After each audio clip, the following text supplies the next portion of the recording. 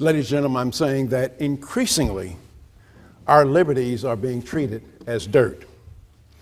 Now you say, well, can you explain this? Well, for example, here's a question. Suppose I write to the United States Congress and I tell them, my name is Walter Williams and I am an emancipated adult. I am capable of taking care of my own retirement needs. If I fail to do so, let me go begging or die in the streets, but stop taking money out of my Social Security, out of my pay for Social Security. How do you think that would be greeted? It'd be greeted with contempt.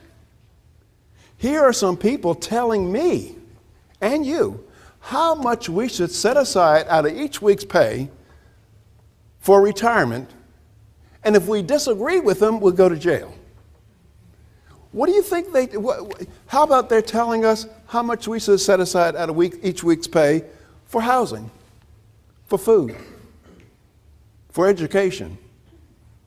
If they did that, then we would definitely say that's tyranny. So what's the difference?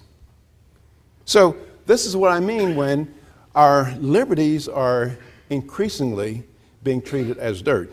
Now, the ultimate end to this process is totalitarianism, which is nothing more than a reduced form of servitude. Now, I'm not saying that we are a totalitarian nation yet.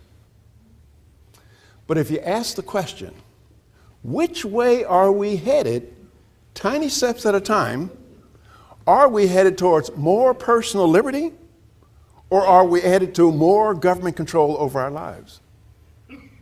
It'd have to be unambiguously the latter.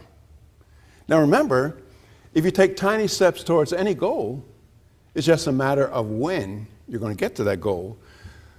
Or as the great philosopher David Hume said, it is seldom that liberty of any kind is taken or is lost all at once. It's always lost bit by bit.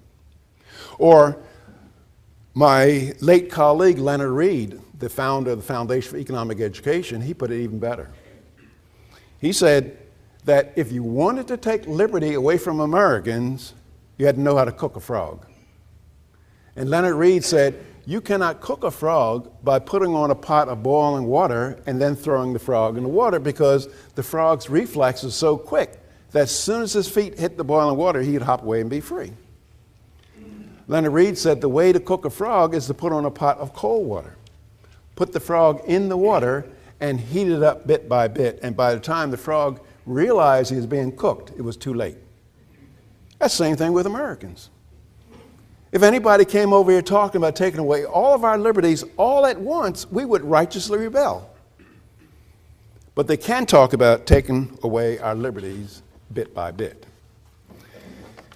Now, the primary justification for the attack on private property, economic freedom, and privacy can be found in people's desire for government to do good. We all say things like, government should care for the poor. Government should take care of the disadvantaged.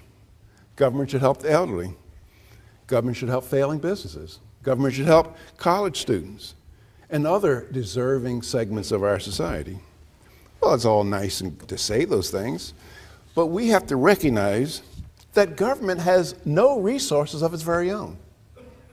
That is what I mean by that, ladies and gentlemen.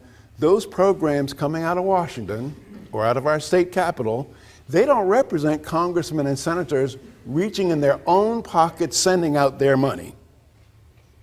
Moreover, there's no tooth fairy or Santa Claus giving them the money. So when you recognize that government has no resources of its very own, that forces you to recognize that the only way the government can give one American citizen $1 is to first, through intimidation, threats, and coercion, confiscate that dollar from some other American.